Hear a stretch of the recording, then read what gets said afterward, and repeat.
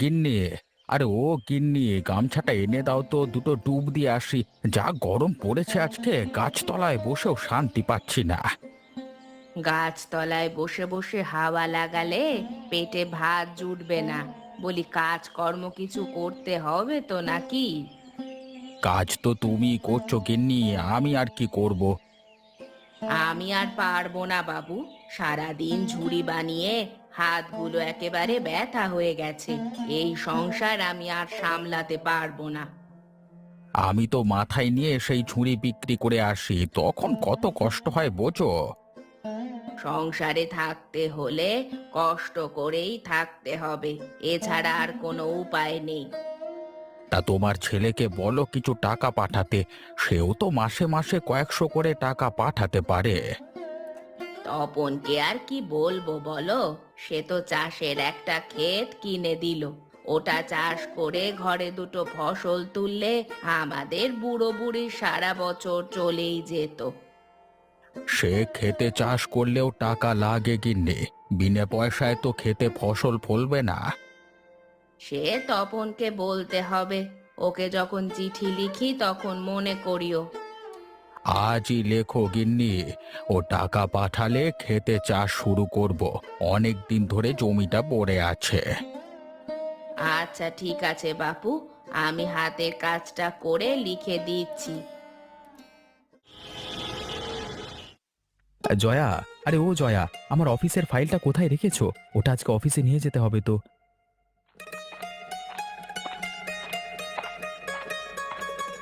এই নাও ফাইল।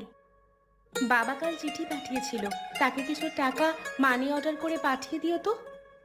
হাতে টাকা তো নেই, কোথা থেকে পাঠাবো বলো তো। আমার কাপড় কেনার জন্য কিছু টাকা তো রেখেছিলে, ওগুলো দাও।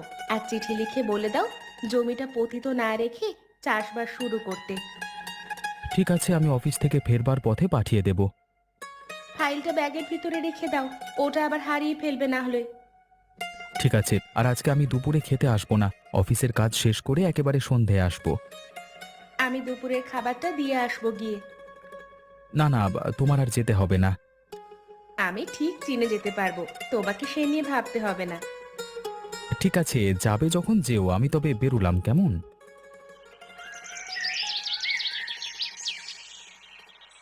হ্যাঁ গো, তপনকে যে চিঠি লিখেছিলে ওটার জবাব দিয়েছে? না তো গিন্নি, ওর চিঠি তো পাইনি। এতদিন হয়ে গেল, ছেলেটা এখনো কোনো চিঠি দিল না কেন? ও কি তবে আমাদের চিঠিটা পায়নি? নাও পেতে পারে, আবার ওর হাতে টাকা না থাকলে পাঠাতে দেরি করতে পারে। পরের চাকরি তো, মাসের শেষে টাকা পেলে তবেই পাঠাবে। তাও ঠিক গিন্নি, এখন মাসের মাঝামাঝি, তাই হয়তো টাকা পাঠায়নি। ঠাকুমা, ও ঠাকুমা, ঘুমিয়ে পড়েছো? না বাছা, এখনো ঘুমোইনি, খেয়ে বসলাম কেবল। তোমাদের চিঠি এসেছে ঠাকুমা। আজ সন্ধ্যায় বাবা হাট থেকে ফেরার পথে পোস্টমাস্টার দিয়ে দিল। দে দিদি ভাই দে, আমরা এই চিঠির জন্যই অপেক্ষা করছিলাম। এই নাও দাদু। টাকাও পাঠিয়েছে দেখছি। দাও তো গিন্নি, আলোটা এইদিকে দাও। বাছা আমার কি লিখেছে দেখি। বৌমা লিখেছে দেখছি। তপন থাকতে বৌমা লিখলো কেন? ওই মেয়েটার বড্ড বাড়াবাড়ি।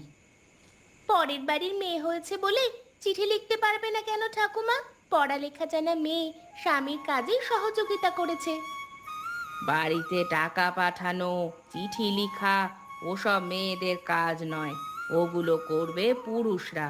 তাছাড়া বউ সংসারের দায়িত্ব নিলে আমার ছেলেকে আঁচলের নিচে রেখে ঘুরাবে। ওই মেয়ে খুবই বুদ্ধিমতী গিন্নি। তোমার ছেলের ভাগ্যে এরকম কন্যা জুটেছে, সেজন্য শুকরিয়া করো। ও দাদু, কাকিমা কি লিখেছে পড়ো না। ও কি গরমের ছুটিতে আসবে? দাঁড়া দাঁড়া পড়ছি। বৌমা লিখেছে, প্রিয় বাবা, আমাদের ভালোবাসা জানবেন। আপনার চিঠি পেয়েছি কদিন আগেই।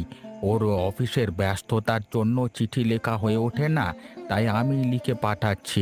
আপনাদের জন্য কিছু টাকা পাঠিয়েছি, ওগুলো দিয়ে জমিতে ফসল চাষ করবেন, কিছুটা জমিতে শাকসবজি ভালো ডাল চাষ করবেন। তাতে আপনাদের আর তরকারির জন্য হাট বাজারে যেতে হবে না। ইতি জয়া। বাবা, কি কি চাষ করবে তাও লিখে দিয়েছে। এ তো বড় লক্ষ্মীমতী মেয়ে। বলেছিলাম না, মেয়ে খুব বুদ্ধিমতী, দেখলি তো তার প্রমাণ। হ্যাঁ, তোমার বৌমা কেমন বুদ্ধিমতী তা তো দেখছি। আমার কথা একবারও লিখেছে ওই চিঠিতে?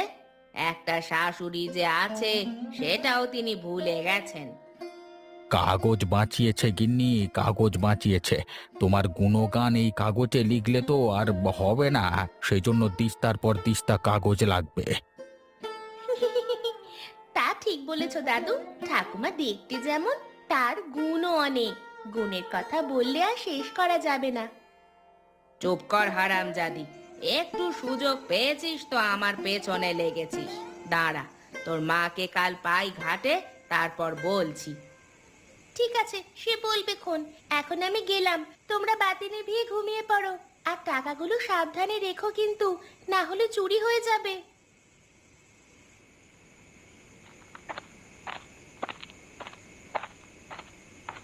শুনলে? মেয়ের কথা শুনলে? দাদার বয়সী মানুষের সঙ্গে মশকরা করে। দাদা ঠাকুমা থাকলে নাতনিরা মশকরাই করে গিন্নি, তুমি সেসব বুঝবে না। বুঝি বুঝি, সব ওর মায়ের ওই শিক্ষা। যেমন মা তার তেমনি মেয়ে। হত ছাড়ি নচ্ছার সব। বুঝেছি গিন্নি, মাথা গরম হয়ে আছে। এই নাও টাকাটা ধরো, এতে যদি একটু শান্তি পাও। ও টাকা আমাকে দিবে না। তোমার পুত্রবধূর টাকা তুমি খরচ করো গিয়ে, আমার এতে কিছু যায় আসে না। আরে আরে আরে, বাতিটা নিভিয়ে দিলে কেন? এখন আমি অন্ধকারে টাকা কোথায় রাখবো? কতবার বলেছি তাড়াতাড়ি ফিরে আসবি, তা না। ওদের বাড়িতে গেলে আর ফিরতেই মন চায় না তোর। কষ্ট করে চিঠিটা নিয়ে গেছি, কি লিখেছে শুনে আসবো না? হ্যাঁ রে, কি লিখেছে চিঠিতে? কাকিমা চিঠি লিখে পাঠিয়েছে, নতুন জমি কিনলো না, সেজন্য টাকা পাঠালো সাথে। হ্যাঁ রে, কি বললে? বউয়ের হাতের লেখা দেখে রাগ করলে না তারা? সে আর বলতে, ঠাকুমা তো বউটাকে দু চোখে দেখতে পারে না। চিঠিতে ওর কথা লেখেনি বলে আরো খেপেছে। বেশ, তবে কাল ঘাটে গিয়ে আরেকটু ঘি ঢেলে আসবো। নতুন নতুন জমি কিনে আমাদের সামনে চাষবাস করবে, আমরা তা চেয়ে চেয়ে দেখবো। তা তো হতে পারে না। না মা, ও কাজ করো না। পরের ঘরে আগুন জ্বালাতে গিয়ে দেখবে নিজের ঘরেই আগুনে পুড়ে গেছে। তুই চুপ কর, আমাকে এত নীতি কথা শোনাতে আসবি না। ওই বুড়ি আমায় কম জ্বালায়নি। বাগে যখন পেয়েছি আমি বা ছেড়ে দিব কেন? বেশ, তুমিও ঝগড়াঝাটি করো তাহলে, কিন্তু ওই বুড়ির হাড় জ্বালানো কথা শুনে পরে মুখ কালো করে ফিরে এসো না আবার। সে নিয়ে তোকে জ্ঞান দিতে হবে না মেয়ে। চুলো চুলিতে আমি এই গায়ের ওপরে। বুড়ি আমাকে কিছু বললে চুল নিয়ে বাড়ি ফিরতে পারবে না। হ্যাঁ, সে ভালো কথা। ঠাকুমা কিছু বললে না হয় ঝগড়া করো, তুমি আগ বাড়িয়ে কিছু বলতে যেও না আবার।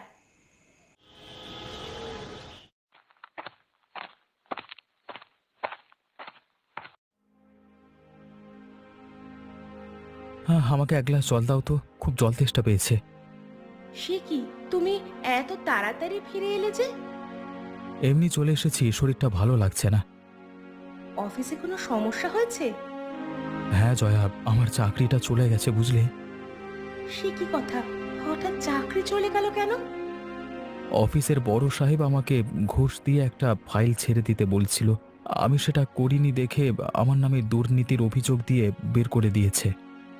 সে কি, এতদিনে তোমাকে ওরা চিনতে পারেনি? যে লোক একটা টাকাও ঘুষ খায় না, তাকে ওরা এই অপবাদ দিল। তুমি ওনাদের সাথে ভালোভাবে কথা বলো গিয়ে। আর কোনো লাভ হবে না গিন্নি, ওরা ইচ্ছে করেই আমাকে তাড়িয়েছে। তাহলে কি করবে এখন? এই বাজারে চাকরি পাওয়া তো অনেক কঠিন। আর চাকরি করব না জয়া, বাড়ি ফিরে যাব। সেখানে গিয়ে কি করবে? জমি জমাও তো তেমন নেই যে কৃষিকাজ করবে। ভাতের হোটেল দেবো গিন্নি। ছোটবেলা থেকে আমার শখ বাজারে একটা ভাতের হোটেল দেওয়া, ওই ইচ্ছেটাই পূরণ করব। ভাতের হোটেল যখন দিবে তখন একটা কাজ করতে পারো। হাওড়ে আমাদের যে জমিটা আছে তার এক কোণে একটা হোটেল দিতে পারো। জমি থেকে টাটকা শাকসবজি এনে রান্না করে মানুষকে খাওয়াবো। এতে বিক্রি বাট্টা বেশি হবে। বুদ্ধিটা তুমি মন্দ বলনি গিন্নি, এরকম করলে চাকরির থেকেও ভালো আয় করা যাবে। তাহলে কালই চলো, কাল গ্রামে গিয়ে আমরা হোটেলের কাজ শুরু করে দেই। ঠিক আছে, আজকে তবে সব গুছিয়ে রাখবো, কালকে সকালে ট্রেনে আমরা চলে যাব। সে কি, তোরা চলে এসেছিস? হ্যাঁ মা, আমরা এখন থেকে তোমাদের সাথে থাকবো। এ কি বলছিস তপন? চাকরি বাকরি রেখে তুই এখানে থাকবি কেন?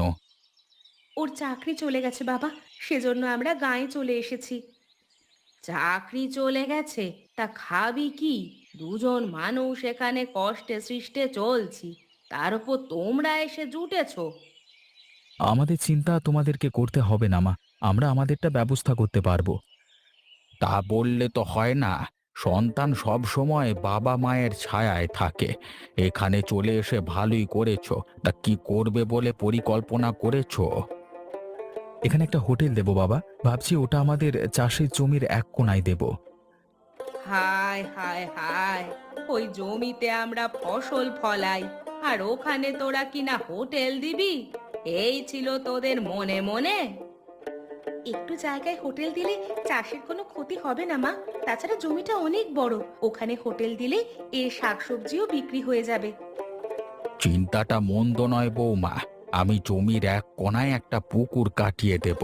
সেখানে মাছ নিয়ে হোটেলে কাজে লাগাতে পারবে। এ হলে আরো ভালো হবে বাবা, আমাদের বাইরে থেকে কিচ্ছু কিনতে হবে না। তাহলে কালকে থেকেই আমাদের কাজটা শুরু করে দেব, কি বলো মা? তোরা যখন সবকিছু ঠিক করেই ফেলেছিস, আমি আর কি বলবো। বেশ, তোরা কাজ শুরু কর। আর টাকা নিয়ে চিন্তা করিস না, আমার জমানো কিছু টাকা আছে, ওগুলো হোটেলের কাজে লাগাবি। তবে একটা কথা মনে রাখিস, টাকা কিন্তু আমাকে ফেরত দিতে হবে। আমি জানতাম মা, আপনি আমাদের আবদার ঠিক মেনে নেবেন। আর আপনার টাকা হয়তো আমাদের লাগবে না, আমাদের হাতে কিছু টাকা আছে। বেশ, তাহলে তো আরো ভালো। এখন ব্যাগপত্র রেখে হাত মুখ ধুয়ে আসো বৌমা, আমি তোমাদের জন্য রান্না বসাচ্ছি। তাড়াতাড়ি কিছু খেতে দাও মা, আমাদের খুব খিদে পেয়ে গেছে। হ্যাঁ হ্যাঁ গিন্নি, তুমি কিছু তৈরি করে দাও। আর আমি বাজারে যাচ্ছি, ওদের জন্য দেখি কিছু মাছ মাংস পাওয়া যায় কিনা। ননি, তাড়াতাড়ি কাপড়গুলো পরিষ্কার কর মা, বাড়ি গিয়ে আবার রান্না চড়াতে হবে। আমার কাজ শেষ মা, এখনই বাড়ি ফিরে যাব। তাই চল, আজ রান্না বান্না শেষ করে একটু তপনদের বাড়িতে যাব। বুড়িটা কদিন ধরেই দেখছি ঘাটে আসছে না, বাড়ি গিয়ে কটা কথা শুনিয়ে আসি। তোমার আর কষ্ট করে যেতে হবে না বউ, আমি এসেছি। তা কি কথা শোনাবে শুনি? ও খুড়িমা, তুমি? এতদিন দেখিনি তো তোমায়, মনটা বড় হু হু করছিল গো। তা ছেলে বউ নাকি বাড়ি ফিরে এসেছে শুনলাম। তা তো দেখতেই পাচ্ছ, ওরা এখন থেকে এখানেই থাকবে। তা হঠাৎ করে চলে এলো কেন গো? চাকরি বাকরি চলে গেছে নাকি? সে তোমার জেনে কাজ নেই বাপু, ছেলে আমার হোটেল দিবে। হোটেল দিবে? বাবা বাবা বা, তা কে খেতে আসবে ওই হোটেলে? অনেকেই আসবে কাকিমা, আপনিও খেতে আসবেন একদিন। না না বাপু, তোমাদের ওই শহুরে মানুষদের হাতে খাওয়া আমাদের রুচবে না বাপু। তাহলে কাজ করতে এসো, ওটা তো ভালো পারো। সে কি কথা, আমাকে কাজের কথা বললে? শুনলি ননি, শুনলি?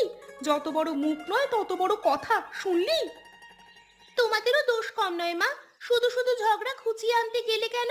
এখন শুনলে তো কত কথা শুনিয়ে দিল। তুইও ওদের সাথে সুর মিলিয়ে কথা বলছিস ননি?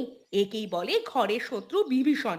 আজ তুই ঘরে আসিস হতচ্ছাড়ি, এর সাজা তুই হাড়ে হাড়ে টের পাবি। যাক, ভালোই ভালোই হোটেলের কাজ সম্পন্ন হয়েছে। এখন কেবল খাওয়া দাওয়ার পালা শুরু করতে হবে। হ্যাঁ বাবা, আজকে থেকে আমরা রান্নার আয়োজন করব। সব থাকবে আমাদের ক্ষেতের শাকসবজি। আজ নয়, কাল শুভ দিন। কাল থেকেই হোটেল চালু করিস বাছা। আর প্রথম দিনে রান্না বান্নার আয়োজনও আছে। আমি আর বৌমা আজ রাত থেকেই সেগুলো শুরু করব।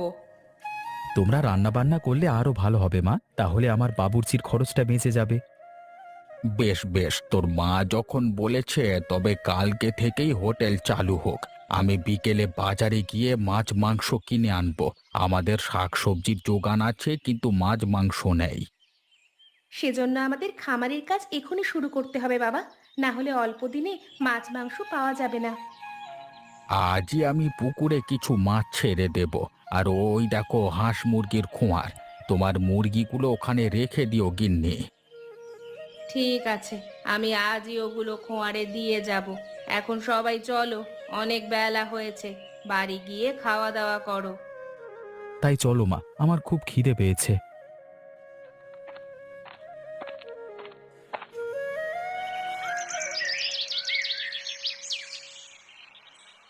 ওয়ে তপন, আমাকে আর একটু ভাত দিয়ে যাও তো। দিচ্ছি মানিকদা, তুমি একটু বসো।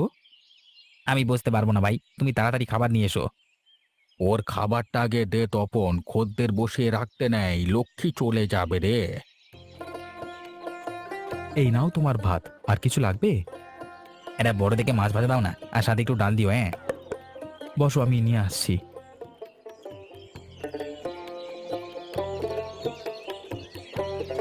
এটাই কি সেই চাষির হোটেল, যেখানে একেবারে ক্ষেত থেকে তুলে খাবার রান্না করে দেওয়া হয়? হ্যাঁ বাবু, আসুন আসুন, এটাই আমাদের চাষির জমিতে ভাতের হোটেল। এসে বসে পড়ুন বাবু, কিছুক্ষণ পর মানুষের চাপ বাড়বে, তখন শান্তিতে খেতে পারবেন না। তাই দাও, অনেক দূর থেকে এসেছি তো, খুব খিদে পেয়ে গেছে আমার। তা কি খাবেন বলুন? যা আছে সব দাও, শুনেছি তোমাদের সব খাবার নাকি অনেক সুস্বাদু। দাঁড়ান দাঁড়ান, আমি একে একে সব দিয়ে যাচ্ছি। কি হে মানিক, তুমি যাচ্ছ কোথায়? তোমার যে খাবারের দাম দেওয়া হয়নি। আরে ওটা লিখে রাখো বুড়ো, পরে এসে দিয়ে যাবো। না না মানিক দাদা, এখানে বাকি দেওয়া হয় না, তুমি টাকাটা দিয়ে যাও। তুমি আমাকে চেনো না তপন, আমি রায় চৌধুরীর বাড়িতে কাজ করি। একবার যদি তাকে খেপিয়ে দিই না, তুমি এখানে ব্যবসা করতে পারবে না। আমাকে রায়চৌধুরীর ভয় দেখাবেন না, এখানে নিজের টাকায় ব্যবসা করছি, তোমার মতো কারোর টাকায় সংসার চালাই না। তুমি যত কথাই বলো না কেন, আমি টাকা দেব না, আমার হাতে এখন টাকা নেই। বেশ বেশ, তবে কাজ করে টাকা উসুল করো। তপন, ওকে রান্নাঘরটা দেখিয়ে দে তো। গিন্নি, তোমার একজন সঙ্গী পাওয়া গেল গো। এই বাসন কোসন সব ওকে দিয়ে পরিষ্কার করে রাখো। কি, আমি তোমার রান্নাঘরে কাজ করব? শহরের হোটেলে তাই করা হয় দাদা, খেয়ে দিয়ে টাকা দিতে না পারলে কাজ করে উসুল করতে হয়। আপনি কি এসব নাক গলাচ্ছেন কেন? আপনি আপনি আপনি হিম্মত কি করে হয় তোমরা ইয়ে করছে? আমি এই জেলার পুলিশ অফিসার, আপনাদের গায়ে একটি তদন্ত করতে এসেছি। আরো কিছু পরিচয় দিতে হবে কি? না না, আমি আমি দেখি বুঝতে পেরেছিলাম, আর পরিচয় দিতে হবে না স্যার। আমি কাজটা করে টাকা উসুল করে দিচ্ছি। হ্যাঁ, আপনি টাক করে নাই আর কি মানলাম আমি। যা তপন, ওকে রান্নাঘরে নিয়ে যা। এসো আমার সাথে।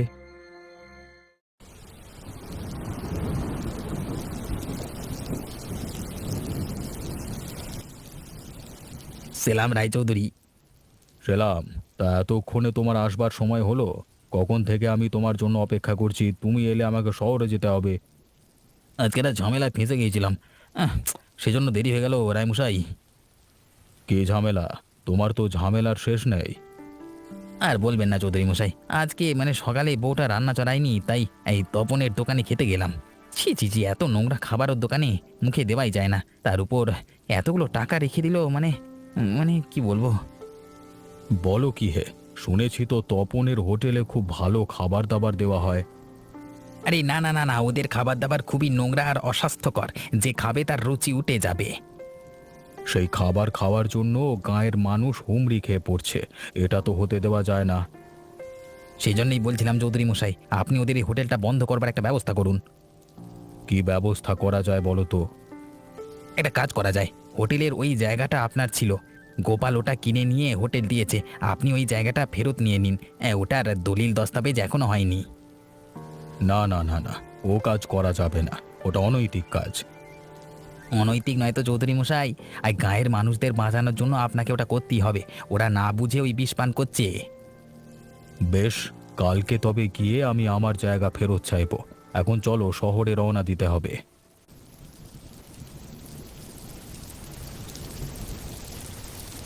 8, 9, 10, হ্যাঁ, আজকে পুরো 1050 টাকা বিক্রি হয়েছে মা। সব দিনের থেকে আজকের লাভ অনেক বেশি। দিনে দিনে উন্নতি হচ্ছে ব্যবসার। এভাবে চলতে থাকলে কদিনের মধ্যে আমরা বড় লোক হয়ে যাব।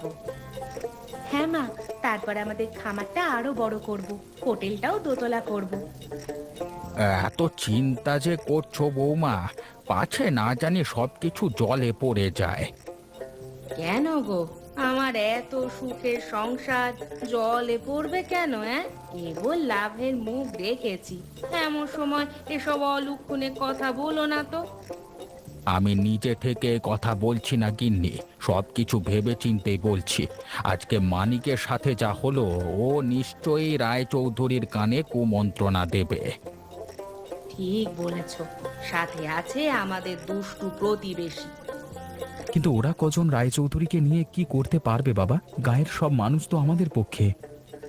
ভুলে যাস নে তপন, ওই জমিটা রায়চৌধুরীর। আমরা ওটা তার কাছ থেকে কম দামে কিনেছিলাম। টাকার অভাবে তখন জায়গাটা দলিল করা হয়নি। এখন যদি রায়চৌধুরী চেয়ে বসে, তখন বিপদ হবে।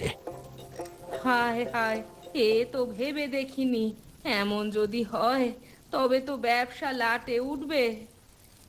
এখন কি করব বাবা? রায়চৌধুরীকে এখন আমাদের দলিল করে দেবে? দেওয়ার সম্ভব থাকলেও এখন আর দেবে না। হয়তো মানিক তার কানে এমন ভাবে কুমন্ত্রণা দিয়েছে, উনি এই জমি নিজে নিয়ে ব্যবসা করতে চাইবেন। এতটা চিন্তিত হবেন না বাবা, প্রতিটা সমস্যারই সমাধান আছে। এটারও নিশ্চয়ই কোনো না কোনো উপায় আছে। এখন কি উপায় জয়া? সে এখন বলবো না, কাল দেখতে পারবে। আর মা, আপনি কাল মজার মজার সব তরকারি রাঁধবেন। আশা করি কালকের পর রায়চৌধুরী আমাদের আর ঘাঁটাবে না।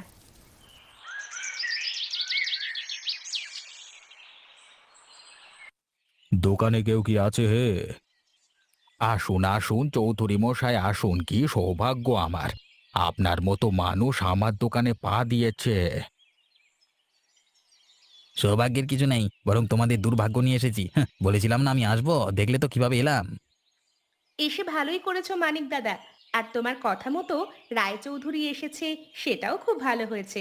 এখন আসুন, চটপট বসে পড়ুন। খাওয়া দাওয়া শেষে সব আলাপ করব। না না, আমি কিছুই খাবো না। তোমাদের সাথে একটু গুরুত্বপূর্ণ কথা আছে, সেটি বলেই চলে যাব। আপনি প্রথম আমাদের হোটেলে এসেছেন, না খেয়ে তো যেতে পারবেন না। জয়া, ওনাদের জন্য খাবারের আয়োজন করো। বেশ, তোমরা যখন জোরাজুরি করছো, কটা না হয় খেয়েই নিলাম।